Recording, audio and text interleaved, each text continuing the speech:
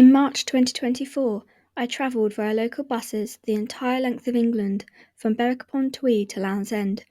I arrived into Land's End on the 26th of March, which is the awareness day for epilepsy, and known to many as Purple Day. People are encouraged to wear purple to raise awareness of the condition.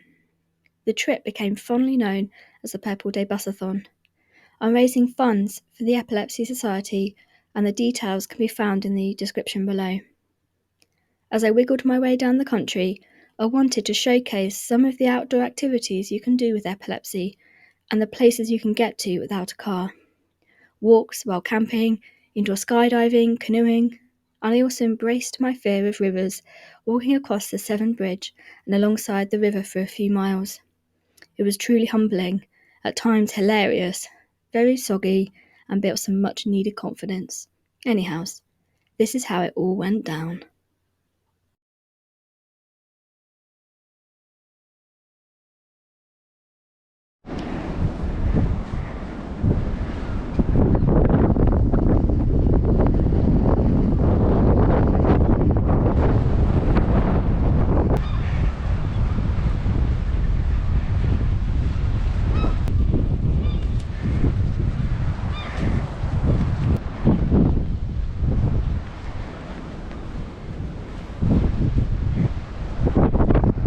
Well, hello all, I have made it to Berwick-Upon-Tweed just about before it's getting dark. I was hoping to find the sea, or at least the coastline, and I saw it as I kind of came down the quayside, and I've got to down here and followed the path, and I've come across a bit of an issue. It's like a sheer drop into a kid's playground, so I'm like, I just want to see the sea, and I need to find my way around. I'm a bit stumped. This place is like a maze. Anyway, so let's see if I find the beach or the sea, or at least the lighthouse or anything like that before it gets dark.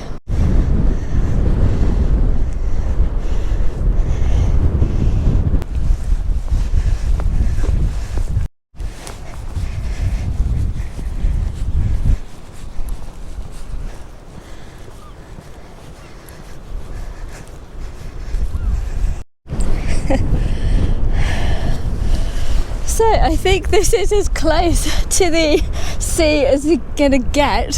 Yeah, normally when you come to a fort, you'd think that it's protecting from invaders coming onto land. I wouldn't have thought that it's protecting or stopping people from leaving. Anyways, it's just going to be a sheer drop. Basically, these are all the old guns that were defending England. Oh, yeah. Well, it was nice to try and see the sea, wasn't it? Oh, look, there it is. I was trying to get over there, way in the distance. There is a lighthouse.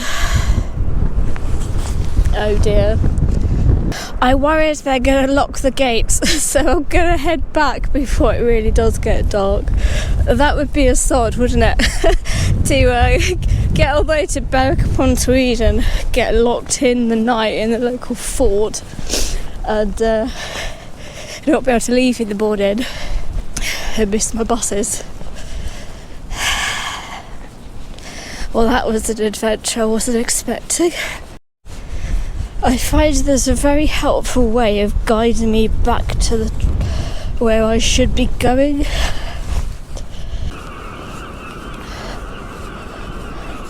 Oh, thank goodness for that.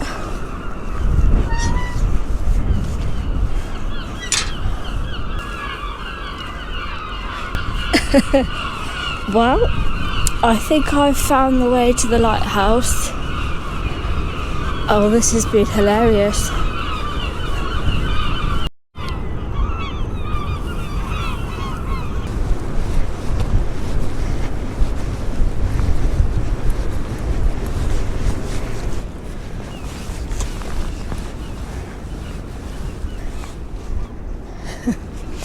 Well, it is well and truly dark now. However, I have found the pier, and what's really nice is there's a shelter spot because there's a wall, and as the wind is blowing in, you can't hear it on the mic. But yeah, I'm not entirely sure how far out I'll get.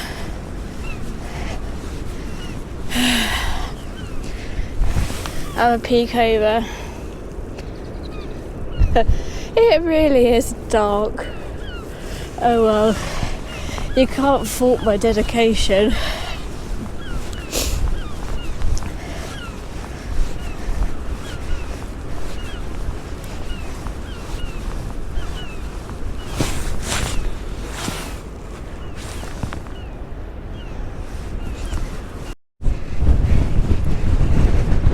Oh wow, that is bracing. Woo! Ah, bye. Wow. Wow. Whew.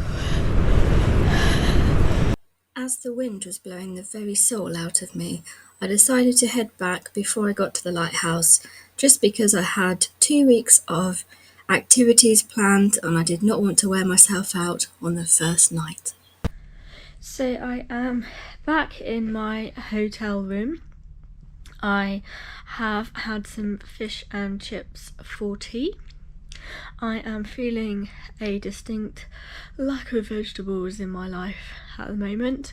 However, when I get a chance to cook my own food on some of the wild camps and other camping later on, I think my stomach will be happy, because restaurants just don't supply enough vegetables, is all I'm saying to that. What a random thing to say at the end of a Sunday night. But yeah, I think you'll soon get to know the fact that I really like salad and I really like vegetables with things. I get a bit grumpy if I don't have enough vegetables in my diet. There must be like a hangry version for like being angry without vegetables. Anyways, yeah, so I've had some tea and I have a hat on in bed because I'm just so tired and so cold still. I feel like that fresh sea air has really like chilled me to the bones, but I'm actually quite glad to have learnt that now, because I don't know what my fibromyalgia is like at the minute really until you put it to test when it comes to temperature management. And I'm in a nice warm hotel room and I'm feeling cold after being out for, you know, a brisk walk in chilly weather. I've got quite a lot of that coming up and I'm going to be staying in a tent, so I may well think about some of my layering in the trip, and I am definitely going to see about finding a teeny weeny hot water bottle. I know that sounds quite dramatic and quite diva-ish, however I know for a fact that it will keep me warm. If I do struggle to warm up, I know a hot water bottle is the way to go. And yes, you can use some of those Nalgene bottles, but I don't have a Nalgene bottle, and I don't really like the idea of trying to combine a hot water bottle and something else that's not designed to be a hot water bottle, even though some people might use something like that. I've decided nope. And as I'm going through towns, I should be able to find something like that, so I'm not going to be too disappointed if I don't. But I normally do take a small hot water bottle, but I can't find the one at home, and given how cold I was after my walk and how long it's taken me to warm up, I think it's probably a sensible idea. Yeah, so I'm wondering about all those type of things. I'm at that time of the evening where I'm just hoping to start winding down. I've kind of got all my kit out over there. just generally trying to consolidate, just see if there is anything that I really didn't need to bring with me, and also any surprises that ended up in there that I wasn't expecting. So yeah, kind of the usual pre-leave rituals, I guess, that a lot of people do. But yeah, for the rest of the evening I plan to just chill out. I'm watching some TV and I will just gradually wind down and head to bed quite early, I think, tonight, ready for tomorrow. See you in the morning.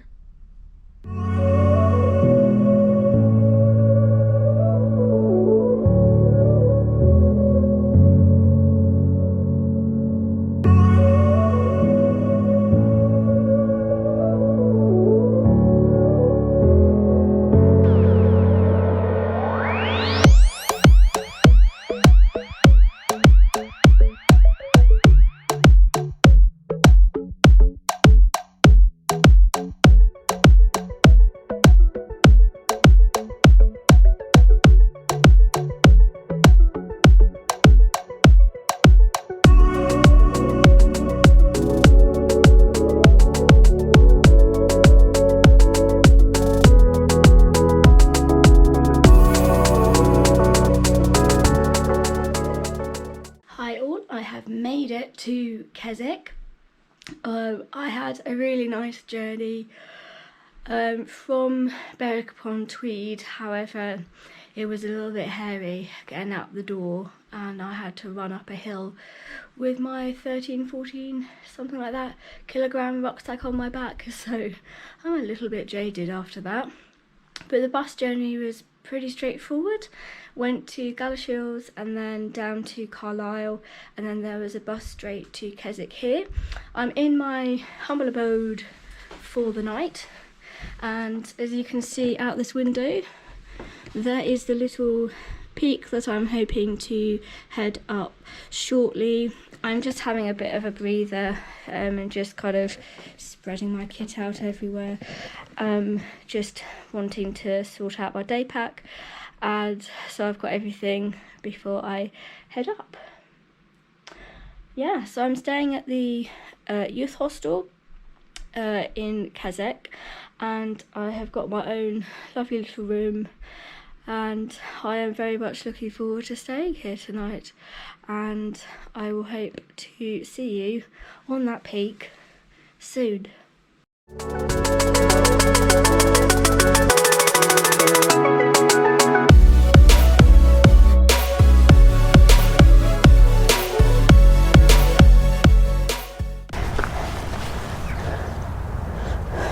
Needless to say, I'm not doing skid-all today. 4 miles, starting at 4 o'clock in the afternoon. I think not. However, I do hope to get to the top of that. But we'll see.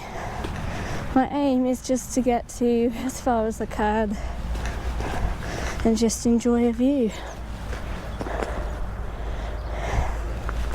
Nothing too strenuous. I've only walked up this little hill and I'm feeling it already. So I think I'm gonna have to really pace this out. Could hear me puffing. I just need to get over this bridge.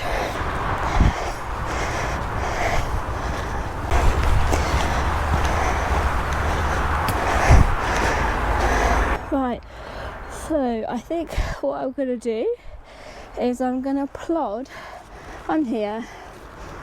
I'm going to plod up here to this viewpoint, you, how or ho, and then hopefully, oh no, I want to try and get up to here if I can,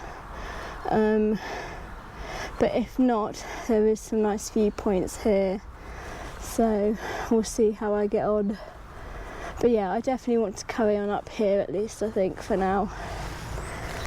I don't really have any big aims, really. I think today is just about... I hate the phrase listening to my body, but it is helpful, and as I might have mentioned before, the ME specialist, I say the ME specialist, you do like a little course as you're being diagnosed with ME, and there was a really helpful phrase, and they said it's about recognising what your body needs. I like that phrase a lot better, because I feel like listening to my body, just sometimes it lies. Sometimes you're in pain and it's just fibro pain. Other times you've broken your ankle, and that requires a different approach, if that makes sense. So I think my point that I'm making is that I think recognising my body's needs is a really helpful way of framing it when you're really determined, like I am, and who's lived with either chronic pain or kind of just healthy limiting stuff. I think after a while you get fed up with the term, oh, listen to your body. It's like, yeah, you know, even when I run marathons, you know, you'd be in pain or you'd hit that wall. It didn't mean you'd stop. But, yeah, I think you get the gist. So after that rabbiting on, I think what I've concluded is what my body needs right now is some fresh air and a bit of a workout, but it definitely needs rest, and I need to recognise when I'm just pushing it that bit too far. So like for now I'm obviously quite out of breath, but I don't feel too bad. But now's the time for me to let my heart rate get back to normal a bit, and yeah, I think that's what my body's saying at the minute. Just recognising that pushing too hard, I will end up crashing tomorrow. So plod rest, I think is the repeating pattern of today. It's really pretty, you can see for miles. So how am I doing with my plod stopping? So yeah, look, it's really nice and still going on. I think the plan is to plod and stop, repeat until perhaps 5:30, 5:45. The sun sets at 6. I've got my head torch and I'll be going back the way that I came, and it's been fine underfoot, a little muddy, but my boots are great, so I'm not worried about that. So yeah, I've reached a turning point. Goodness knows where turning right goes. I'm very tempted either way. Oi, oi, oi. Ooh, I wonder where you go. So I think I have made it to Wooooo or Wooooo, whatever, and I have a choice now to go up the main route or straight up, and I have a feeling I actually want to go the straight up and see if I can head up just straight up rather than the faffy wiggly bit over here. I may regret this, but I think that's my decision. I'm just gonna go up. and hope it doesn't finish me off. Yep. Well, thus far I'm not regretting my choice of coming up here, because as you can see it's still a track, whereas sometimes when I veer off on these other directions that people aren't coming from, I'm like, oh, is that because it suddenly turns into a faint path? But famous last words, but I'm mildly encouraged, even if everybody I've seen has been coming down there. Perhaps they've been doing something a little bit more strenuous and trying to make a proper peak of something, whereas I'm just plodding where my heart takes me. Oh, it's so pretty. I'm showing you now just because in case it is too dark when I come back down. Now, you're not going to be able to tell how steep this is, but let's just say I can tell why people go the other way. That is pretty much straight up, and it's just mud. There's no steps. I just don't think that's going to end well. So there is another way up, I think, where it is still up as much, but if you follow the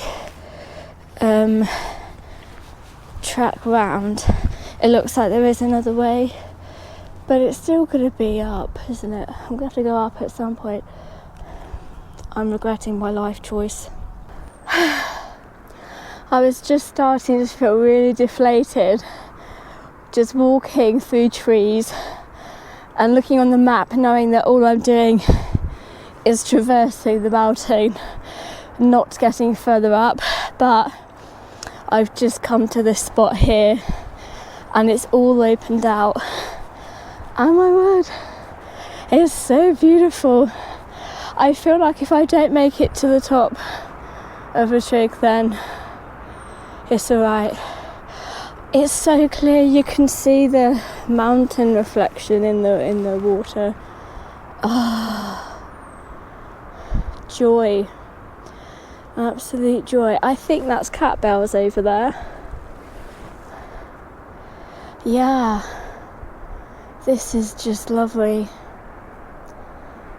Catch my breath, but not for too long, because we'll see if we can look. It's just like one complete mound of mushy forestry to climb through. You can't climb through that gorse. Anyways, it's probably, I reckon, about 25 to 6, so I don't mind heading up at dusk as long as I make a executive decision at some point soon on when to turn back. But it's just, the views have just opened up, and that's made my day, because I could see trees at home. There's deer over there. They just were jumping through the trees. I'm going to be really quiet.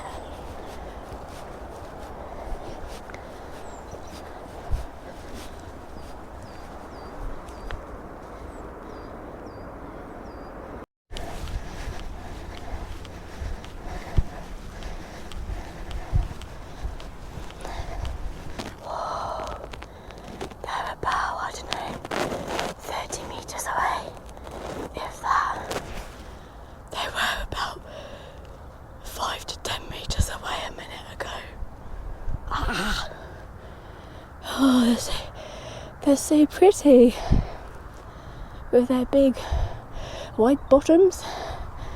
It's the only reason why you know they're there. They're so well camouflaged amongst these felled trees. It's only when you move you can see them. Oh, it's very disconcerting.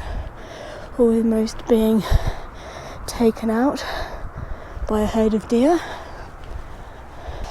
Now, I have to be honest, that is looking far more kind than the other path, but I do know I've got a heck of a long way to go to get to the top, and it is 10 to 6. And that's where I am, so that's how close I've got. I've spent as much time hugging around it as I have ascending it.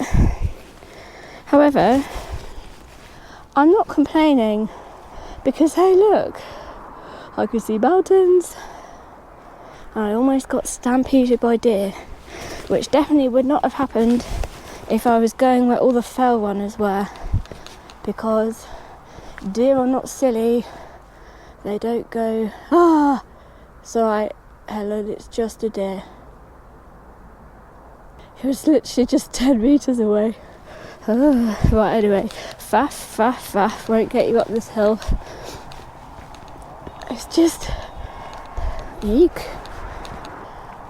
It's just really disconcerting, because you're walking along and then like 5-10 metres away, you just see this head pop up. I come in peace, dear. Oh my, are they sheep? Or are they cows?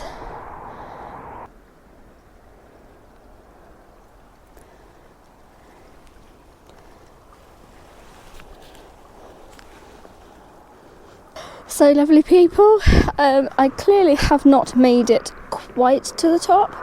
I am here on the map, so I've tickled the edge of the viewpoint, Latrigg point, so I feel like I've kind of got to the top, but as you can tell, the light's going, and I think it's just sensible for the sake of, if I really felt I needed to push on, it's probably another 10 minutes or so, if that, but I think I'm done for today, and I've tickled it.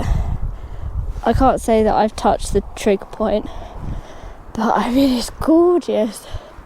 I have seen mountains, I have tickled one, I have been almost trampled by deer. Could my day get much better? Yep, it's time to head back, but what I think I might do is just stop here and have a bit of a drink, because I know that I am a mountain elephant going up, but I become suddenly a mountain goat when I start going down, and I need water to fuel this epicness. What a lovely spring fresh evening. Perfect for a trail run, if that's your thing. Really lovely.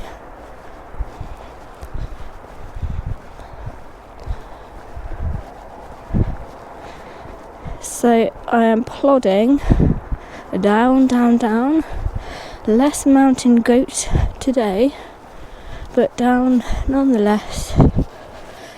I still keep seeing flashes of white out of nowhere, which is a bit disconcerting. It is dusk, so the deer will be out.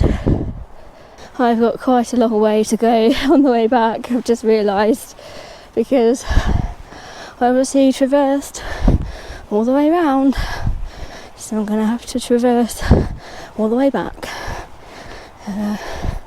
But that was the choice I made. I'm in my happy place. I am in my happy place. So just passing through Deer Run Alley again. Here's hoping they don't take me out. And just carrying on the traverse around and making my way back. One thing I really do love, ever since I got off the bus here, I just looked so at home.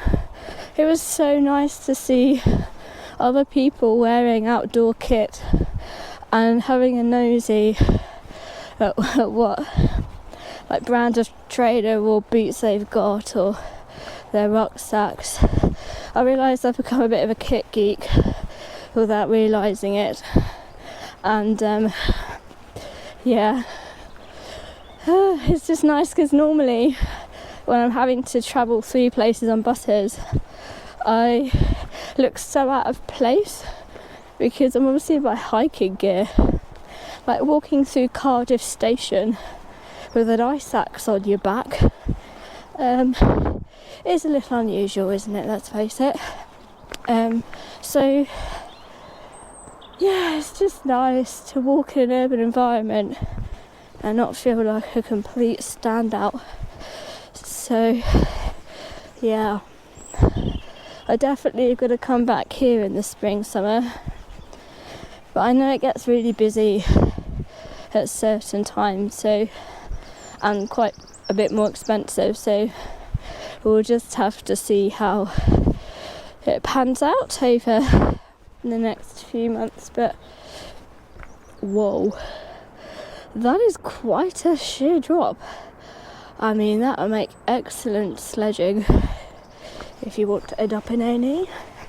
Well, one last goodbye to the view. Oh, I can't tire of this.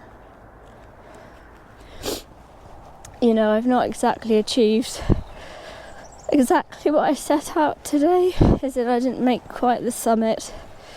But I've never had a single day in the hills or mountains that I've ever gone, oh, I wish I'd never done that.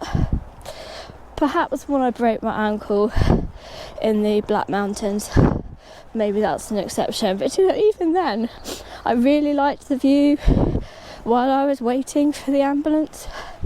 It was freezing. It was -1 degree, something like that, but it was still a lovely day, even if I fell in a stream.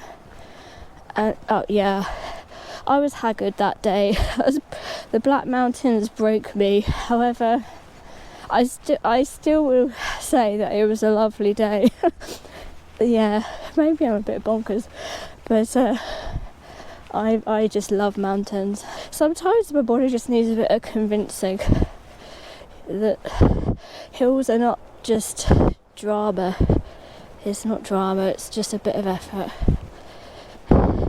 Sometimes it's like my body just goes, at the slightest effort. And I just get frustrated because I'm like, why be so melodramatic? It's just a hill. But alas, melodramatic it is, so I have to live with that. Even if my headspace is very much telling my body, what the heck? So I wouldn't exactly say I'm making good progress, but I'm making some progress. And I am really liking this combo that I've got going on with my OMM pouch and my 4-class decathlon rucksack. It's a folding rucksack. It's just wildlife, Helen, you're okay. Yes, it's a folding rucksack, but it's got quite a lot of features. I will definitely do a review on it because it just works really well. It's just got these straps that it perfectly hangs the OMM pouch onto, and I don't feel it's too bad on the back, so I don't feel like it's too sweaty. I thought I would be unhappy with it being too hot, but actually it's alright. So I'm pleased with that. For sure. Hey, look, we're back at the hill that I'm glad I didn't go up. Is that someone up there? Or is that no? Oh, I don't know what that is. But is it part of the hill? Is it a dog? Is it a sheep? I think that's a sheep. Yep. That's animals. And that's a bush. Ooh. I don't like the woods in the dark. Well, goodbye, Mammoth Bonkers Hill.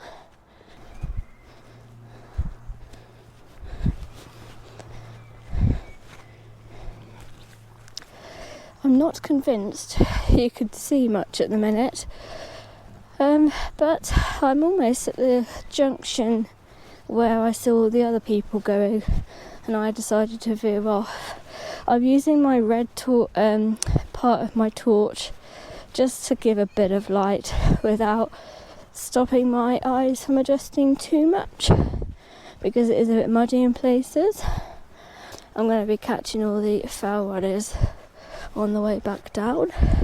I always feel like I should be wearing this red light on my backside to warn people that I'm here and not to take me out like a rugby tackle.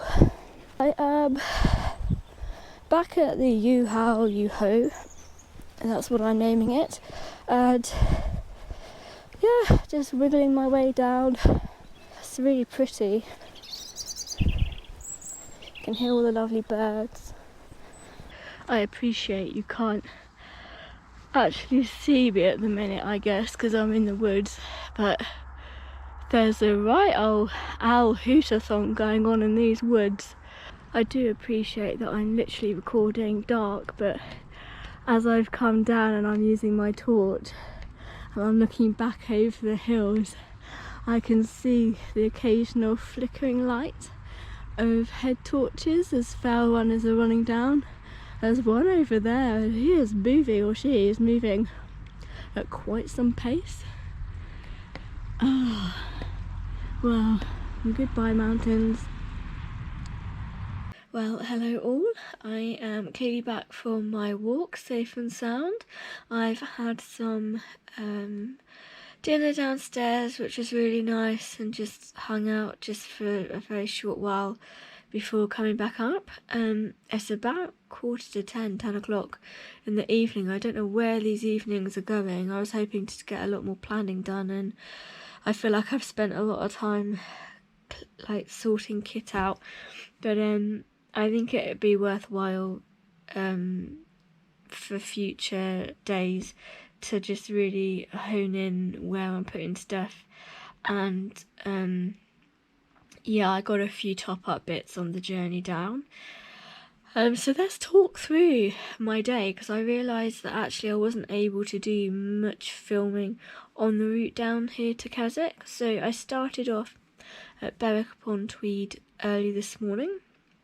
I woke up a little later than expected because I'd left my phone doing something as I fell asleep, and it turned itself off in the night, so I didn't have an alarm clock, which, if you know me in any capacity, there is a danger that I would have woken up at 4 o'clock this afternoon still in that bed. I am known for my epic sleepathons, so I am slightly amazed that I woke up at 7 o'clock-ish in the morning, but that is roughly when I was hoping to leave.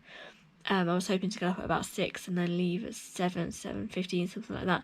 So it meant that I left at about 8, 8:15, and I literally just about made the bus. So and it would have been okay if I got the next one, but it would have been another 2 hours. So I was obviously quite keen, and I just basically pegged it up a hill, carrying that 13-14 kilos on my back. I made it with literally seconds. The bus was already there, and the poor driver, I was so out of puffed. So obviously I didn't get a nice photo of the bus stop. I mean, that is all you would have got.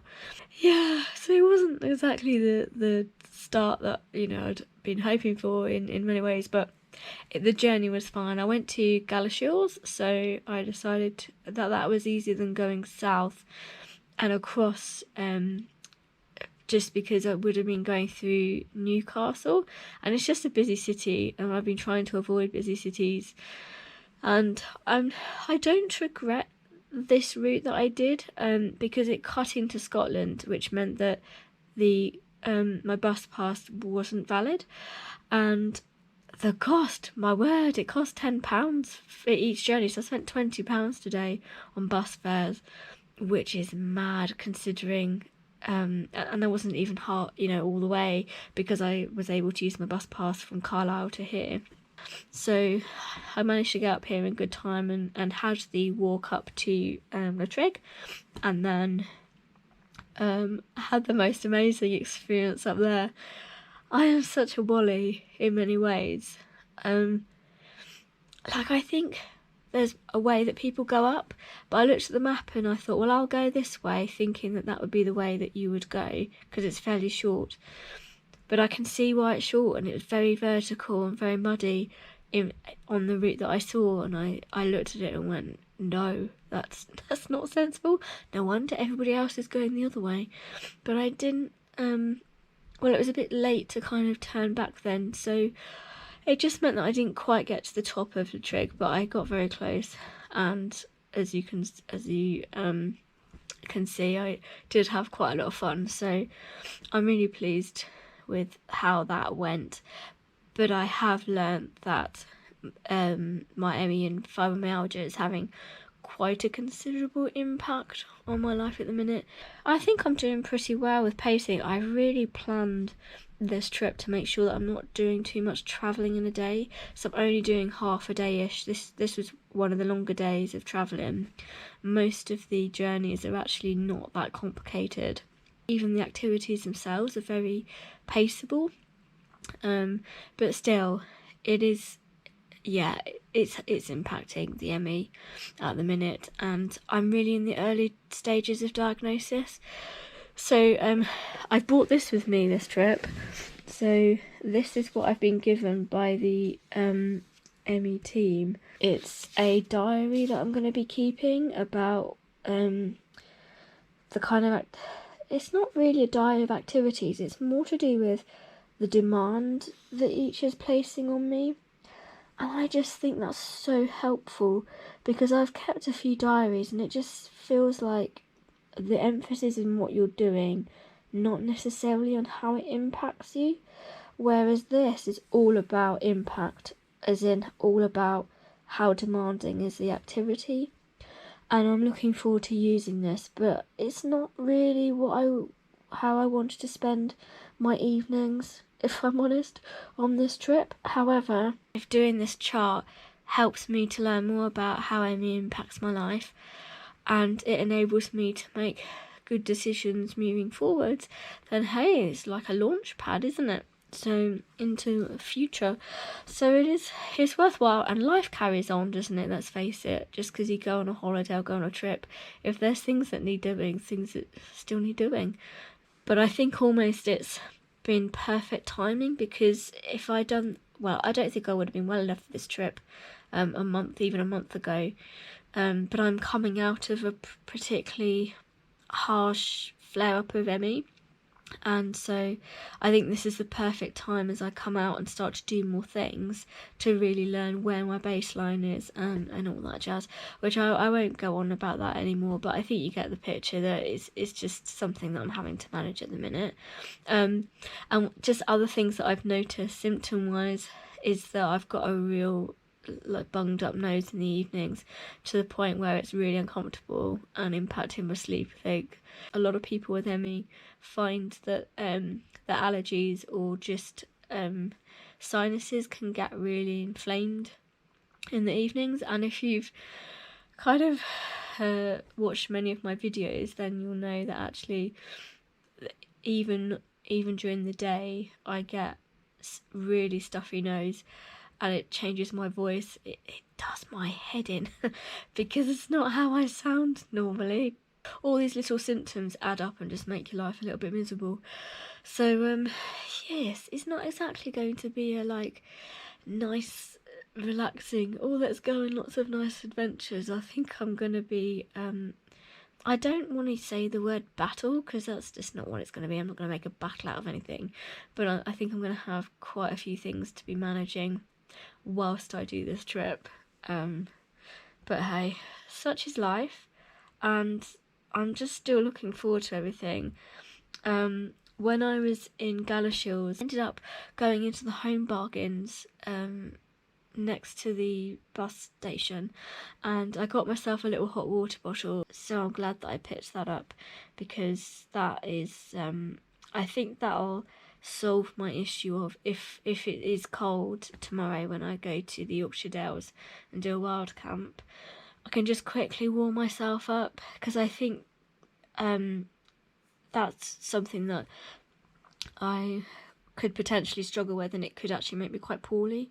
I think not being able to warm up is a bit more dangerous than what people would think so. And I don't want to be calling mountain rescue from the Yorkshire Dales tomorrow. So for the extra, I think it's probably about 300 grams.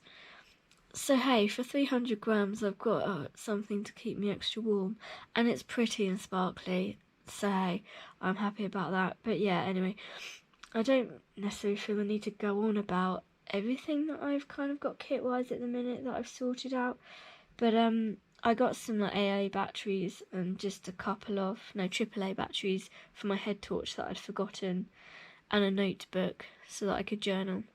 So yeah, I got a few bits in Home Bargains, so I'm so glad that was there next to the station. For the rest of the evening, I'm going to complete my chart, and I do want to wash a couple of my clothes if I can help it. A little bit tired, but tomorrow's plan is I don't think I have to leave too early, as in it's not going to be like a 7 AM get out the door job. So I think having a really good condensing of kit and packing it efficiently, and just being confident so that when I get out onto the Yorkshire Dales I have everything as good as I can, being prepared really. So yeah, I shall wish you all good night, and see you in the morning. That thing is huge, and it took me about 5 minutes each time to get over it, but hey, I did. I'm just gonna drink some of this water that's just been boiled, just to see if it actually tastes like water. You can see all that cloud rolling. My skydiving style is very boring. One of the guys was crawling over the plane on the outside like a monkey, and I just wasn't impressed, and I'm not very good at hiding my emotions, and I'm pretty sure I just gave him a disapproving look, and he jumped and he gave me a wink, so I thought that was quite funny. I think he knew that I wasn't impressed. If somebody said to me, what was your favourite part of skydiving, it would be that hold your nerve bit as you're landing and before you flare.